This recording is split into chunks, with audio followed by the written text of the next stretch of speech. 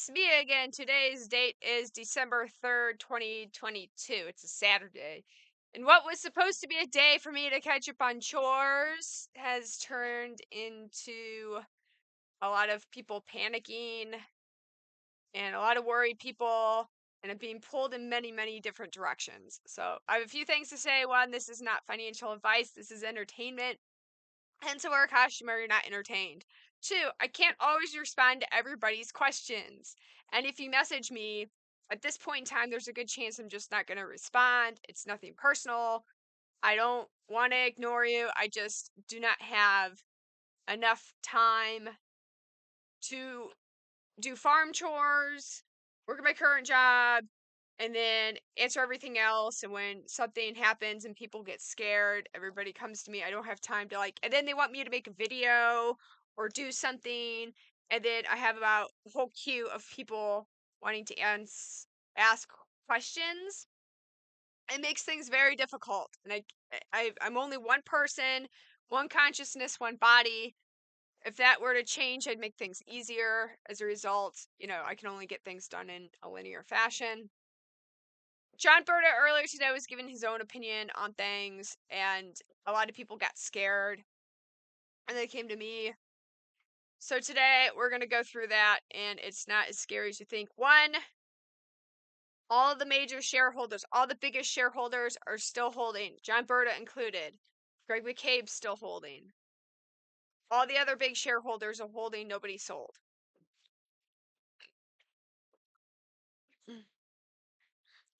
Have a lamb. This lamb will calm you down. Actually, she's getting to be a pain, but this lamb will calm you down. So this lamb is she's going to a new home tomorrow. They were supposed to pick her up the other day, but they got too busy. She's going to go live at a petting zoo, which is ideal for her. She gets bottle fed and she gets to play with people and gets to be the star of the show. That's ideal for this lamb, is to live at a petting zoo.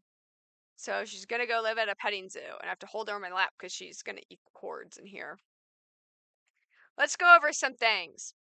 John Berta stated that he was frustrated with Finra, and why Finra can't prove or deny anything corporate action-wise. They process it, things can be delayed because of certain issues. Namely, he cited 6230 or 6230, and stating that, because of the amount of naked shorts out there, there's quite a possibility that Finra won't push this. But I'll say this, where would Finra be getting their data from if it's from, because the number, nobody really knows how many naked shares there are out there. We can only estimate. So would Finra have access to this? That's my first question. Let's go over some other things additionally, and this might make you feel better. It certainly makes me feel better. I think the purpose of John Berta's tweet was to let people know that Finra has noticed this, and lots of people have been calling. John wants to know that Finra has eyes on them, and as a result, Finra is probably now looking at social media. As of today, Saturday, nothing has changed. Remember, George Palikaris tweeted, he tweeted Wednesday, that's it. He tweeted Wednesday that the lawyers were talking to Finra, and they were trying to get trading halted after close of business on the 12th. John even said today, after his tweets, that they are still pushing for this. They have a team of lawyers. The attorneys on this now and the timeline on this now is different than when this first started. By first started, I mean like revisions of the S1. The S1 has been through 4 revisions, okay? The lawyers on it now are much more up to date than they were back in May. And in fact, more action is being taken, more eyes on it. John wanted to say that. Even George said that. There's a group of lawyers. I want to say WSGR. So the attorneys that have it now is different when the filings were first made because the situation is different. Right now it's larger. There are more people involved, more lawyers involved, and those lawyers have way more expertise. Why the law firm was pointed out specifically on those tweets. The next FUD piece I get is that the OTC doesn't have the capacity to process all these shares. This is incorrect. And for this, I'm going to cite HCMC, that's Hotel Charlie Mike Charlie. Back in February of 2021, they had quite the run up. As shown here on the charts, look at that spike. And in fact, on their height, they did over 2 billion orders in one day. Okay. This is a good example of supply and demand. There was a lot of volume that day, 2 billion. So as to say that, oh, all the shorts can't cover in a day, OTC can't handle that. Look at HCMC, which had 2 billion transactions in one day. It certainly is capable of handling that. It's irregardless of the price attached to it. The price just reflects supply and demand. Remember, I have 5 mealworms. It might be a bird, but I'm not selling my mealworms for cheap. What bears are taking advantage of is you getting scared and people panic selling on Monday because people are very cautious. And I've said that again these past few videos. I've tried to emphasize it. Nobody wants to make one false step, one wrong move. And they think if people sell, well, I'm going to protect, the gains I've made. I'm going to set a stop loss, which is what short sellers want you to do. They want your shares. If they didn't want your shares, they wouldn't have been posting and so quick to get on this, right? They're going to say, oh, I'm protecting people. That's a concern troll. That's a concern troll. I'm protecting people. Are you protecting people? Are you really concerned, or are these crocodile tears? We know that there's going to be quite the demand for shares on this when this starts to run. Once the corporate actions come out, there's going to be a very high demand for these shares. It's in the best interest right now for people who owe shares to try and get them on the cheap, and they're going to exploit every single opportunity they can to get your shares. So know your emotions. Say, oh, I'm panicking. I fear there's going to be a bloodbath. Look, the biggest holders right now are not going to sell into this bloodbath. One, to buy that amount of shares back would take a long time. It makes no sense for them to sell right now. To try and go through the effort to buy back all those shares to get a little bit of gains, that's not worth the effort. There's a certain threshold. And then there's a greater chance of opportunity cost if you sell now. If you panic sell now, there's a greater chance of opportunity cost.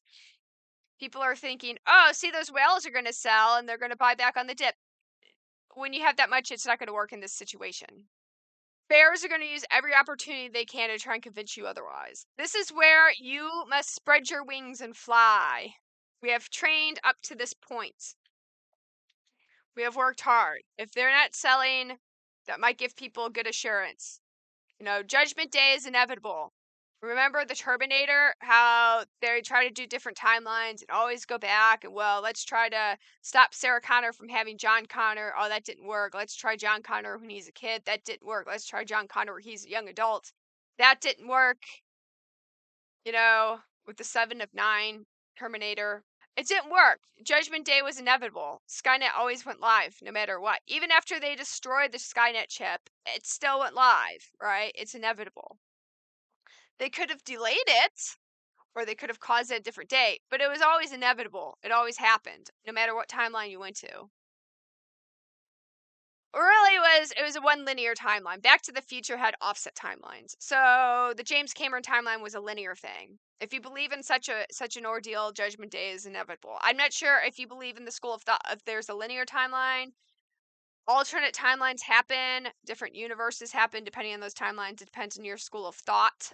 But that's thinking more or less like, fourth and fifth dimensionally in a 3-dimensional world. Look, things aren't all what they seem to be. Okay? And let's use metamaterials as an example here. Things aren't always what they seem to be. John Berto was saying his frustration with Finra. I think he was trying to get ahead of possible FUD out there. And a lot of people mistook this for like, oh shoot, this isn't going to happen. Remember, George Palacaris gave dates. He said that they were working with Finra as of Wednesday, right, to try and stop trading on this. And then, the lawyers are on it every day. People have been calling Finra every day, which is terrific in my opinion, because it makes it a thorn in their side. Finra wants to complain, oh man, all these people calling every day. Good. Maybe you should do something about it. There must be a reason why people are calling every day, Finra. So hopefully they'll do something about it. But again, things aren't always what they seem, even in real world. You have to kind of think outside of the constructs of where you're in to really get the better picture of things. Okay, and I'll say this is like, I guess, this might blow a lot of people's minds, but this is like the best example I can think of. You have a light wave, right? Meta is all about, oh my goodness. You have a beam of light, okay? Meta is all about, light and changing light and changing the bending of light and all that. So let's use a beam of light because I think this is a great example of you have to kind of think outside the construct of what you're given. People all see a beam of light as like this, right? Well, it's a little bit more consistent, right? They see a beam of light like this, a sine wave. Okay, that's a beam of light. You can change the frequency, which means, the wavelengths are closer together, right? You can change the frequency. You can change the amplitude, which is how tall the waves are. You can do that, right? That's what Meta does. They bend the light. And people think that a beam just moves like this, that it goes in this particular motion because it looks like a sine wave. That's a 2D representation of that beam of light moving, that's a 2D representation, okay? It looks like it's doing this, but it's really not moving that way. You have to kind of get outside. And it might look like the market's bad right now. It might look like, oh my gosh, are we going to fail? Is this all for naught, right? There's that 2D representation of the wavelength moving. Here's a 3D representation of the wavelength moving, right? They seem to match. They seem to match, right? And I use this for a particular reason. Because the beam of light doesn't do this. That's not how it moves. A beam of light moves like this. It goes like this. It spirals like a curl. In a 2D representation, it looks like it makes a wave, like an ocean, and it goes up and down. But really, it doesn't. The beam of light curls like this. Okay, beam of light moves like this. Now, like this, there you go. Things aren't always what they seem. 2D representation of a 3D moving object. The market might look bad, but oh my gosh, wait, what? It doesn't move in a wave. It actually moves in a spiral. Yeah, like a curl, like a curly hair. I got curly hair, so I got curly hair. Curly hair looks like this on 2D, but when you make it 3D, you can see this. It actually spirals. That's how the wavelength moves. That's how the light beam moves. And that's what Meta does. They bend the trajectory of the spiral. They change the twist of the spiral. Something to show you, real life example happens every day that people think it's one thing, but really it's not. You have to look at it from a different angle. Maybe jump to a different dimension. Okay, guys, that's it for today. And I know people are panicking and scared. Know your emotions. Let's take time to think. I don't want to jump into things too quickly.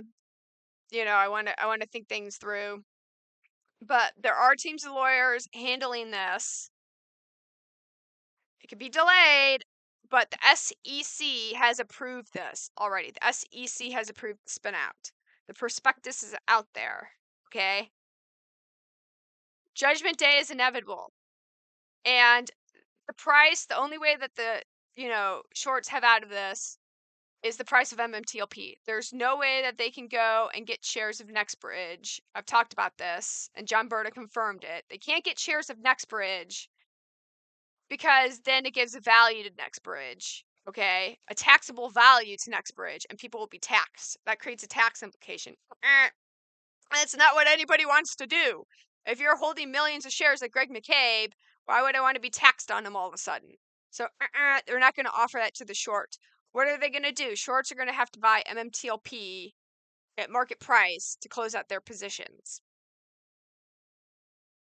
Like I said, Judgment Day is inevitable. And to those who think like this can't run possibly that high or have that many transactions in one day, HCMC Hotel Charlie Mike Charlie ran quite a bit.